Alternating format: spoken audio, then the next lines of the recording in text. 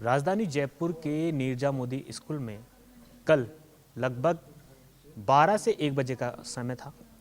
एक बच्ची अपने वॉशरूम के लिए निकलती है, टीचर से कहती है कि उसको वॉशरूम जाना है।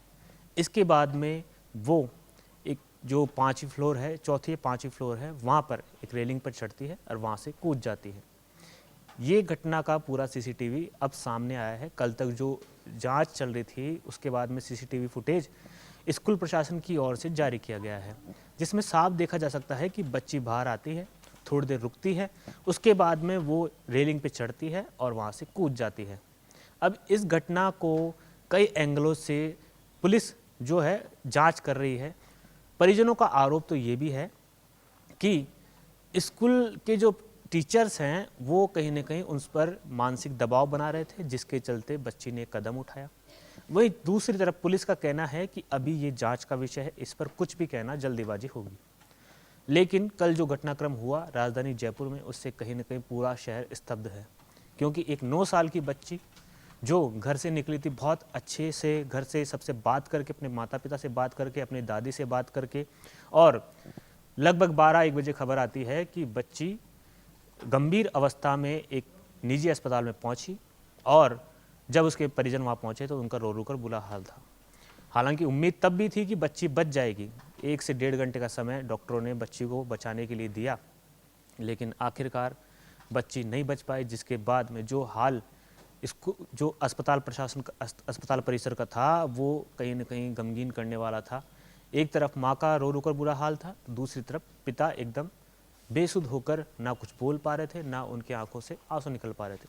वहीं दूसरी ओर दादी बोल रही थी, मेरी बच्ची सुबह मेरे से बहुत अच्छे से बात करके गई, जिस तरीके से डेली वो स्कूल जाती है, मेरे से बात करके जाती है, मेरे से प्यार करके जाती है, लेकिन अचानक ये क्या हो गया।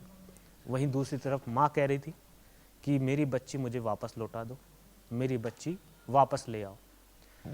ये पूरा जो मंजर था वो कहीं न कहीं शहर की सबसे बड़ी स्कूल में हुए इस हादसे को लेकर एक सवाल खड़ा करता है कि आखिर बच्चों की सुरक्षा को लेकर बड़े बड़े दावे करने वाले ये बड़े बड़े स्कूल, क्या एक बच्ची की जो पूरा रूटीन है, घटनाक्रम है, उसकी मानसिक परिस्थिति क्या चल रही है, उस पर अब तक उनका नज़र नहीं बना पाए या फिर उस पर ध्यान नहीं दिया। क्योंकि बड़े बड़े दावे स्कूलों के द्वारा किए जाते हैं, अच्छी मोटी मोटी फीस वो वसूलते हैं, उसके बाद में वो कहते हैं कि हम बच्चों की मानसिक और शारीरिक और अन्य जो एजुकेशन से जुड़ी पूरी जो बातें हैं वो हम ध्यान रखते हैं। लेकिन क्या अमायरा के मन में क्या चल रहा था, उस पर स्कूल प्रशासन का ध्यान नहीं गया। क्या कोई स्कूल में ऐसा कोई घटनाक्रम घटा जिसके चलते अमायरा को ये कदम उठाना पड़ा, या फिर इस पूरे घटनाक्रम के पीछे की सच्चाई क्या है, ये तो जांच जिस तरीके से आगे बढ़ रही है उसके बाद ही पता चलेगा। लेकिन अमायरा ने जो कदम उठाया उससे कहीं ना कहीं इस परिवार को बड़ा झटका लगा है, क्योंकि वो माता पिता की इकलौती बेटी थी, हंसता खेलता परिवार था। इस परिवार के साथ में जो हादसा हुआ उसके बाद में कहीं ना कहीं इन पर दुखों का पहाड़ टूट पड़ा है।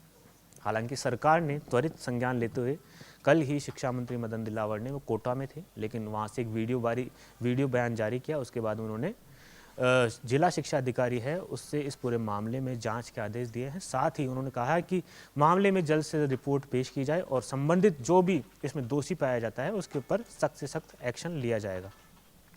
दूसरी तरफ रात को जब बच्ची की बॉडी पोस्टमार्टम के लिए पहुंची तो कहीं ना कहीं पोस्टमार्टम करने से परिजनों ने इनकार कर दिया था, क्योंकि वो लगातार, उनके पिता लगातार सवाल उठा रहे थे कि आखिर मेरी बच्ची ये कदम उठा नहीं सकती, क्योंकि वो घर से बहुत अच्छे से हंसते खेलते निकली थी।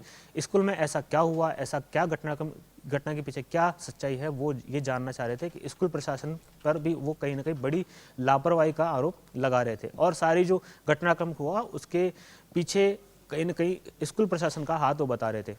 हालांकि बच्चे के पिता के द्वारा एफआईआर दर्ज करा दी गई है, पुलिस मामले में अच्छे से तफ्तीश भी कर रही है, तमाम बयानात लिए जा रहे हैं स्टाफ के, जिन्होंने, और सबसे बड़ा सवाल तो ये उठता है कि आखिर जब ये जो डेथ थी, नॉर्मल डेथ बताया जा रहा है कि बच्ची ने स्वयं से जो बिल्डिंग थी उससे कूदकर अपनी जान दी, तब अगर ये नॉर्मल डेथ थी तो स्कूल प्रशासन ने वहाँ से सबूत क्यों मिटाए?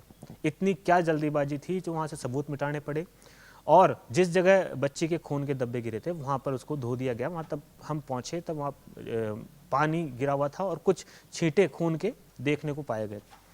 तो क्या सबसे बड़ा सवाल तो ये उठता है कि स्कूल प्रशासन आखिर छुपा क्या रहा है?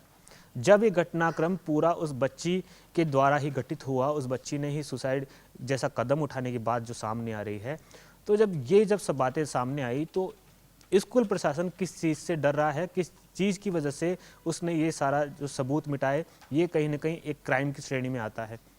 ये भी एक सबसे बड़ा जांच का विषय है।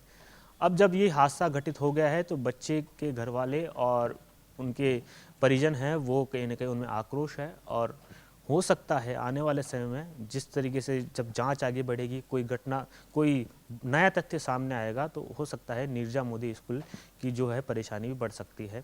हालांकि पुलिस जांच कर रही है, आगे क्या मामला निकल के सामने आता है ये तो जांच का विषय है, लेकिन जिस तरीके से घटना हुई वो एक सवाल निशान बड़े जो स्कूल हैं जो बड़े दावे करते हैं बच्चों की सुरक्षा, शिक्षा तमाम जो उनको लेकर उन पर सवाल निशान खड़े करते हैं। और कहीं ना कहीं जयपुर शहर में जो घटना हुई उसके बाद में सोशल मीडिया तमाम जो प्लेटफॉर्म हैं उस पर भी बड़े बड़े जो कहीं ना कहीं कंटेंट लिखे जा रहे हैं, बड़े बड़े पोस्ट किए जा रहे हैं कि बच्चे के साथ गलत हुआ। हर कोई आरोप लगा रहा है कि इसमें स्कूल प्रशासन की गलती है। तमाम जो दावे हैं वो किए जा रहे हैं। फिलहाल जांच का विषय है, जांच आगे बढ़ती जाएगी, उसके बाद हम लगातार आपको अपडेट देते रहेंगे। कैमरा पर्सन विक्रम के साथ मैं हेमंत शर्मा, जयपुर।